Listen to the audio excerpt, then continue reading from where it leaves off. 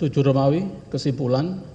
Majelis Hakim yang kami muliakan, terdakwa dan tim penasihat hukum yang kami hormati, berdasarkan uraian yang kami kemukakan dalam analisa yuridis tersebut, maka kami selaku penuntut umum berkesimpulan terdakwa Hasto Kristianto telah terbukti serasah dan meyakinkan menurut hukum bersalah melakukan tindak pidana mencegah atau merintangi secara langsung atau tidak langsung penyidikan perkara korupsi sebagaimana diatur dan diancam pidana dalam pasal 21 Undang-Undang Republik Indonesia Nomor 31 Tahun 1999 tentang pemberantasan tindak pidana korupsi sebagaimana telah diubah dengan Undang-Undang RI Nomor 20 Tahun 2001 tentang perubahan atas Undang-Undang Nomor 31 Tahun 1999 tentang pemberantasan tindak pidana korupsi Jungto Pasal 65 ayat 1 KUHP sebagaimana dakwaan ke-1.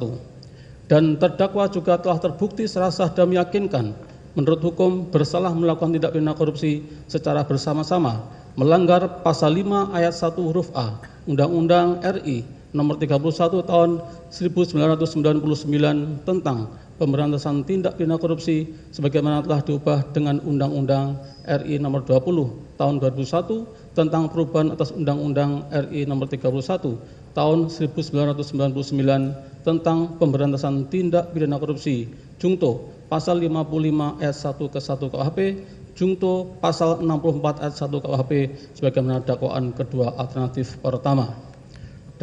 Dengan telah terbuktinya seluruh unsur dakwaan ke-1 dan dakwaan kedua alternatif pertama, maka terhadap terdakwa haruslah dijatuhi pidana sebagaimana yang kami uraikan pada amar surat tuntutan ini. 8 Romawi, tuntutan pidana. Selanjutnya sampailah kami kepada tuntutan pidana terhadap terdakwa.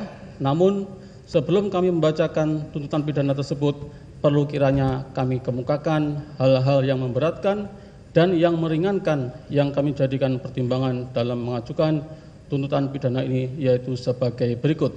A. Hal-hal yang memberatkan.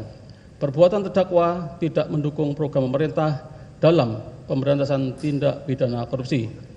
Terdakwa tidak mengakui perbuatannya. B.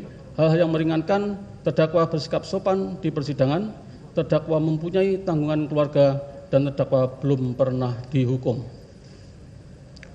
Berdasarkan uraian tersebut di atas dan dengan memperhatikan ketentuan peraturan perundang-undangan yang berkenaan dengan perkara ini, kami penuntut umum dalam perkara ini menuntut supaya Majelis Hakim Pengadilan Tindak Pidana Korupsi pada Pengadilan Negeri Jakarta Pusat yang memeriksa dan mengadili perkara ini memutuskan: 1. Menyatakan terdakwa Hasto Kristianto telah terbukti serasah dan meyakinkan menurut hukum bersalah melakukan tindak pidana mencegah atau merintangi secara langsung atau tidak langsung penyidikan perkara korupsi sebagaimana diatur dan diancam pidana dalam pasal 21 Undang-Undang RI Nomor 31 Tahun 1999 tentang pemberantasan tindak pidana korupsi sebagaimana telah diubah dengan Undang-Undang RI Nomor 20 Tahun 2001 tentang perubahan atas Undang-Undang RI Nomor 31 Tahun 1999 tentang pemberantasan tindak pidana korupsi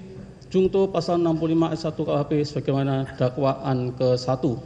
2. Menyatakan terdakwa Hasto Kristianto telah terbukti serasah dan meyakinkan menurut hukum bersalah melakukan tindak pidana korupsi secara bersama-sama melanggar Pasal 5 ayat 1 huruf A Undang-Undang RI Nomor 31 Tahun 1999 tentang pemberantasan tindak pidana korupsi sebagaimana telah diubah dengan Undang-Undang RI Nomor 20 Tahun 2001 tentang perubahan atas Undang-Undang RI Nomor 31 Tahun 1999 tentang pemberantasan tindak pidana korupsi Jungto Pasal 55 ayat 1 ke 1 KUHP Jungto Pasal 64 ayat 1 KUHP sebagaimana dakwaan kedua alternatif pertama.